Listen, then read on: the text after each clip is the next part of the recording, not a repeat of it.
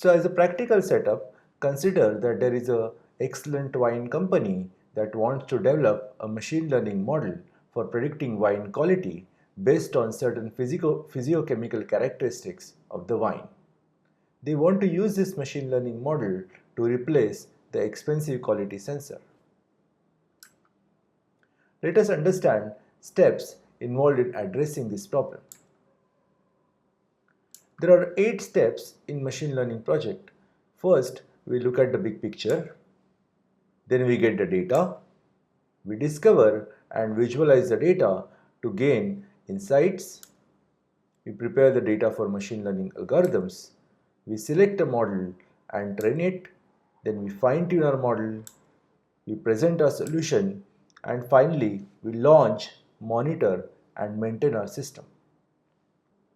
So generally, machine learning is a small piece in the big project. For example, wine quality prediction is a small piece in setting up the manufacturing process. We spend typically 10 to 15% time on machine learning setup. A lot more time is spent on capturing and processing data needed for machine learning and taking decisions based on the output of machine learning module. And we need strong collaboration with domain experts, product managers, and engineering teams for successful execution of machine learning projects. Let's look at the first step where we look at the big picture of the problem. Here, the first and the most important thing is to frame the problem properly. We select a performance measure, then we list and check the assumptions that we have made while arriving at the solution. As part of framing the problem, we need to figure out what is the input and the output. What is the business objective and how does company expects to use and benefit from the model. These measures or this kind of information is useful in problem framing. It is also useful in algorithm and performance measure selection. And it also aids in overall effort estimation. It is also important to understand what is the current solution because the current solution provides a useful baseline. Sometimes the current solution could be to use a human labor to figure out what is the quality of the wine. Now we can figure out what is the accuracy or what is the accuracy of the current system that is deployed for the problem. And we aspire to build a basic machine learning model that attains at least that level of accuracy as a baseline. And if we provide all the data that is available to this particular process, we hope to build a machine learning model that is likely to beat this particular baseline. Let's look at some of the design considerations in problem framing. We need to figure out whether the problem is supervised learning problem, unsupervised learning problem, or a reinforcement learning problem. You are aware of supervised and unsupervised learning problems from machine learning techniques course. So as part of supervised learning task, whether it's a classification or regression task or some other task, what is the nature of the output? Whether there is a single output or multiple outputs that are expected from the machine learning system. Does the system need to learn continuously or if the periodic updates are sufficient? And what would be the learning style, whether we will be learning in a batch or whether we will be learning in an online fashion. In online fashion, as the data is arriving, we are supposed to learn the model, we are supposed to update our model and use that updated model to make predictions. In the batch mode, we take a bunch of examples together in order to learn the model.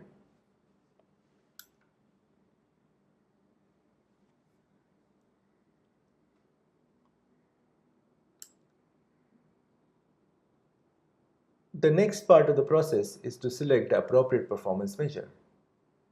For regression, we use mean squared error or mean absolute error as performance measures. For classification, we have precision, recall, F1 score, and accuracy as performance measures. Next step is to check the assumptions that we make for solving the problem. We need to list down various assumptions about the task. We would like to review these assumptions with domain experts and other teams that plan to consume the output of the machine learning module. This helps us in making sure that all assumptions are reviewed and approved before coding. The second step of the process is to get the data. The data is usually spread across multiple tables, files, or documents with access control.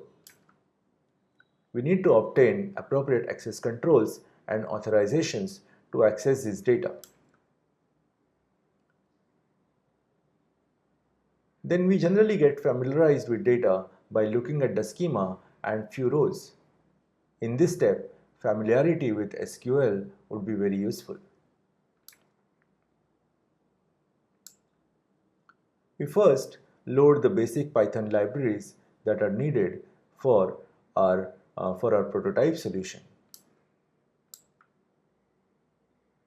Let's first access our data. In this case, we need to download this data from the web. It's a good practice to create a function for downloading and extracting the data. Here we download the data from UCI machine learning repository, and the data is in the form of a comma separated values or in a CSV format. Now that the data is loaded, we need to examine it. We look at a first few data sample with the head method. We simply call the head method on the data frame. The head method gives us first few rows or exactly 5 rows from the data frame. Here on your screen you see the first 5 rows in this data frame. The first row here shows the names of the columns of the data frame. In this case there are 12 columns: fixed acidity, volatile acidity, citric acid, residual sugar, chlorides, free sulfur dioxide, total sulfur dioxide, density, pH, sulfates, alcohol, and the quality. And the first row shows the values for different features for the first example. The second row has the values for each of these features for the second example. And the quality is the label that we are interested in predicting. So this is the feature vector consisting of 11 features, and this is the label Y for the first example, or specifically Y1. This is a label for the second example, third example, fourth example, and fifth example. And there are corresponding feature vectors that you can see on your screen.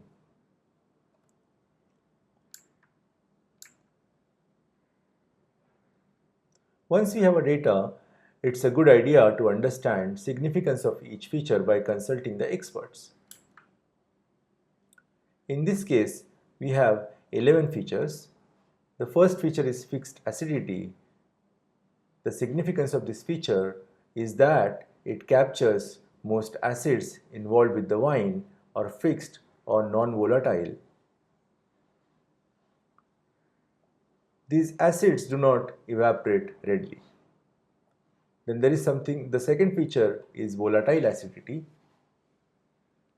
It captures the amount of acetic acid in wine, which at too high of a level can lead to unpleasant or vinegar taste in the wine. The third feature is citric acid that captures. So citric acid is usually found in small quantities in wine, and citric acid can add freshness and flavor to the wine. The next feature is residual sugar. It's rare to find wine with less than 1 gram per liter residual sugar and wines with greater than 45 grams per liter are considered sweet.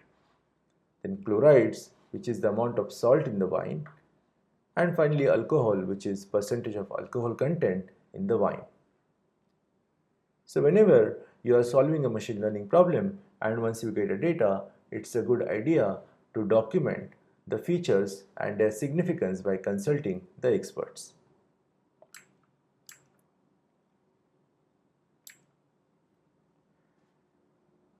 So you can access the feature list from this data by accessing columns of the data frame. We print values of all columns but the last. The last column is the label. So you can see 11 features in the feature list and one label. And the feature list has got features like fixed acidity, volatile acidity, citric acid, residual sugar, chlorides, free sulfur dioxide, total sulfur dioxide, density, pH, sulfates, and alcohol content. And quality is the label that we wish to predict. Now that we have got a fair bit of understanding of the features, let's look at the data statistics. We use info method on the data frame to get the quick description of the data.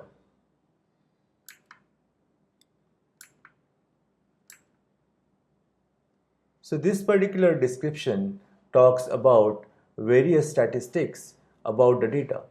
There are 1599 total entries. So by going by ML standard, this is really a tiny data set. There are 12 columns, there are 11 features and one label. The label column is quality and the remaining 11 columns are the features. And you can see that all columns are numeric while the quality or the quality which is a label is an integer column.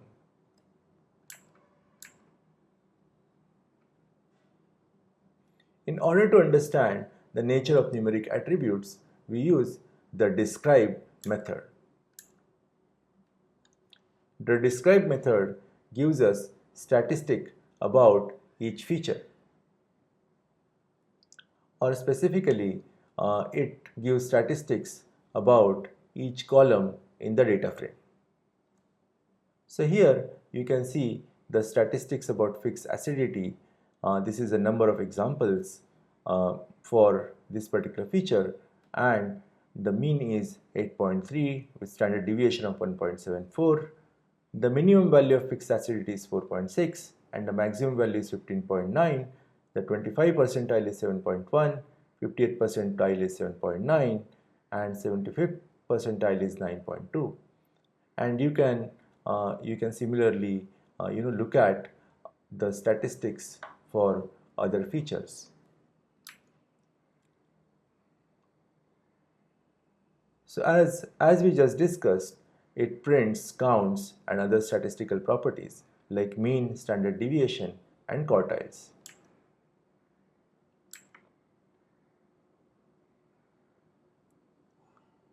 The wine quality can be between 0 and 10, but in this data set, the wine qualities are between 3 and 8. Let's look at the description. Let's look at the distribution of examples by wine quality.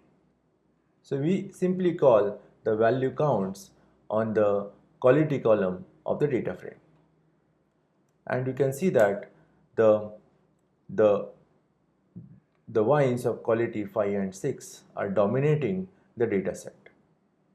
The higher quality value implies better quality of the wine. And we can see that there are lots of samples of average wines than good or the poor quality ones. There are many examples with quality 5 and 6. This information can be viewed through histogram plot.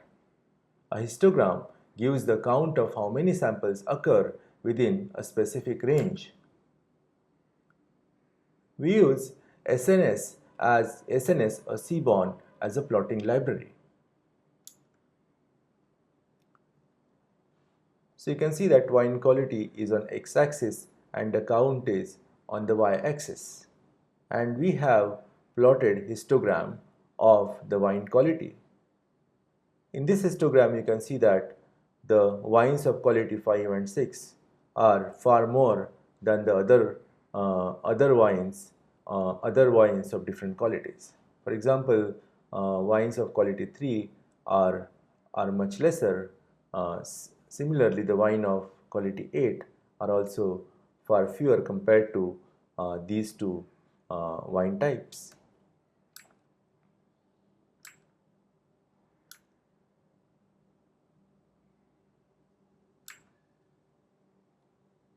In the similar manner, we can plot all numerical attributes with histogram plots. So you can see histogram plots of different features here. And we have also included a histogram plot of the quality for your reference. The x-axis in this plot shows the value of the corresponding features and the y-axis is the count in that particular bin. So the values of the features are divided into a fixed number of bins and we count the number of values in each bin which is on the y-axis. So you can see that different properties or different features have different scales. Their values vary. So for example here the value of total sulfur dioxide can be between 0 to 300. In this case the range of the total sulfur dioxide is between 0 to 300, whereas the density is between 0.99 and 0.99 and 1. Whereas pH varies from 2.8 to 4, sulfate varies from 0.5 to 2, and alcohol varies from maybe 0 to 14. So different features are at different scales and features have different distributions. Some of them are tail heavy like residual sugar and free SO2, and few have multiple modes just like volatile acidity and citric acid. Before any further exploration, it's a good idea to separate test set and do not look at it in order to have a clean evaluation set. When we look at test set, we are likely to notice patterns in that, and based on that, we may select certain models. This leads to biased estimation on test set, which may not generalize well in practice. This is called data snooping bias. Let's write a function to test the data. Let's write the function to split the data into training and test. Make sure to set the seed so that we get the same test set in the next run and in subsequent runs after this. So in this particular function we take the data and the ratio of test examples. We first set the random seed and here we have set it to 42. Then we shuffle the data set. Then we calculate the size of the test set and we split the data set to get training and test sets. So data set is shuffled with np.random.permutation method and then the shuffled indices are used to split the data into training and test.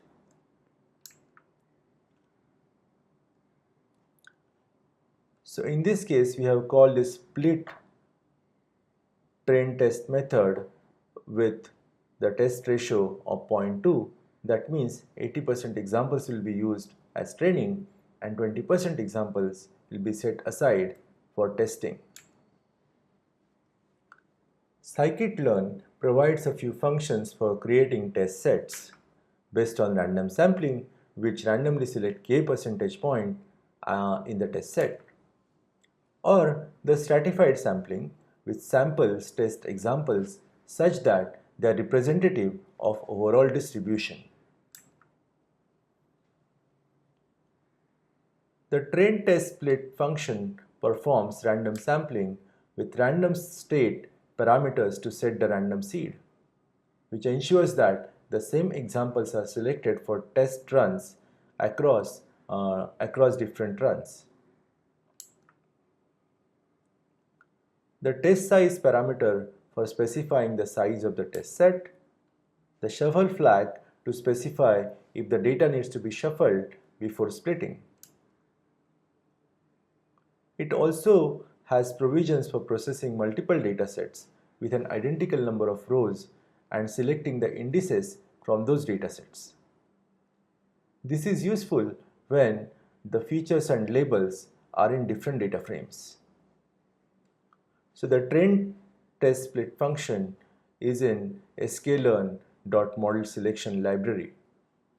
So we import it from sklearn.modelSelection, import train underscore test underscore split.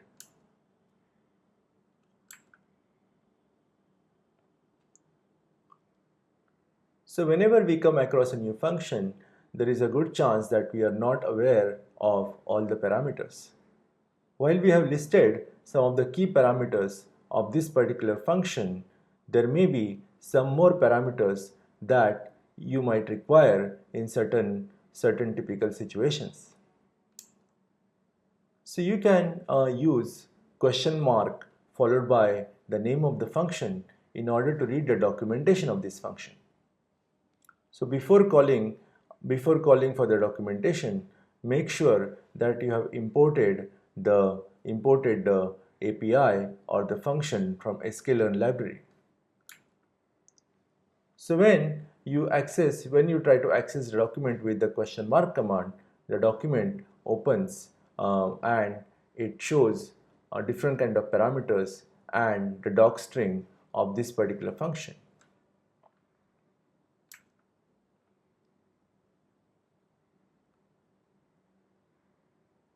So let us apply the random sampling to our dataset to split it into two sets, training and test.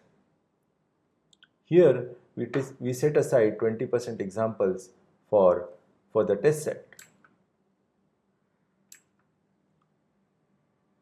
So whenever the data distribution is not uniform, we use what is called as stratified sampling. Random sampling introduces biases in the non-uniform datasets. So in our wine quality dataset, the label distribution in our dataset is not uniform. The labels of type 5 and 6 are far more representation than the other types of label.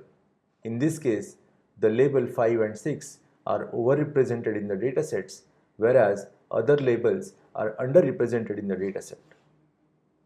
So the distribution of the label is not uniform. And this could be a problem for random sampling.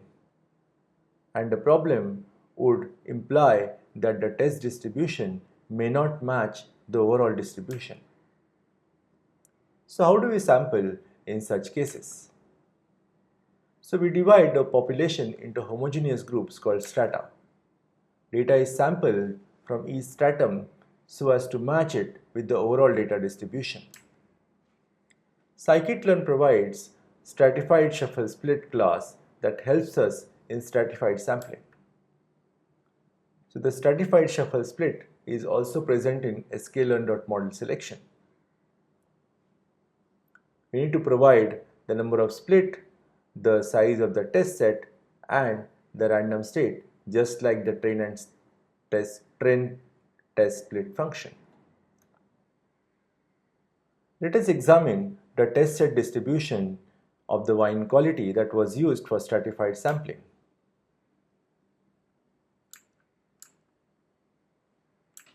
and we'll compare it with the overall distribution.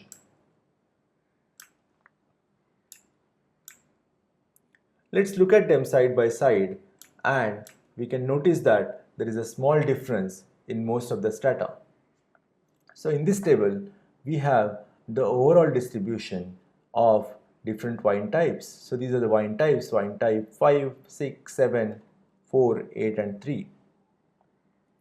This is the overall distribution in the training set. 42% examples come from the type 5, 39% examples come from type 6, 12% examples come from type 7, 3% comes from type 4, 1% from type 8, and less than 1% or 0.6% examples come from type 3.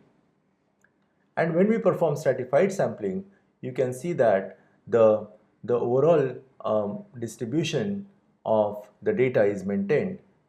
Here, as against 0.42 or 42% examples of type 5 in stratified sampling, we get 42% examples from type 5. In other cases also, you can see that the overall and stratified numbers are very close.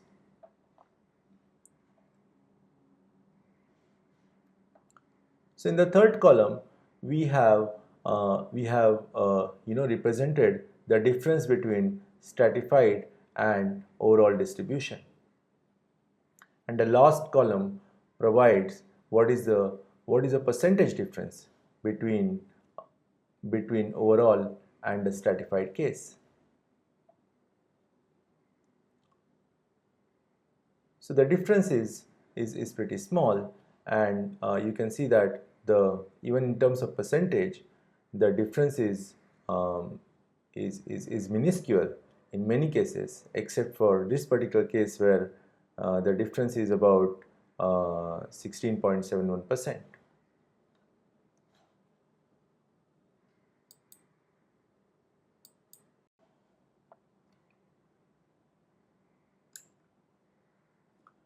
Let's compare this with random sampling.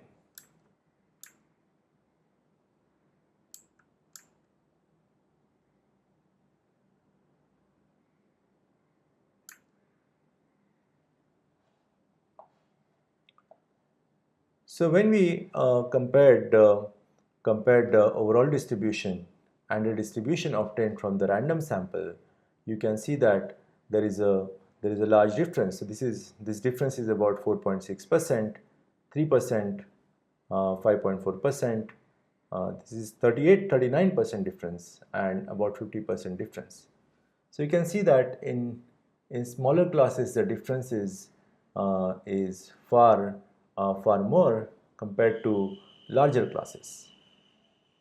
So you can see that the stratified sampling gives us test distribution that is closely matching to the overall distribution as compared to the random sample.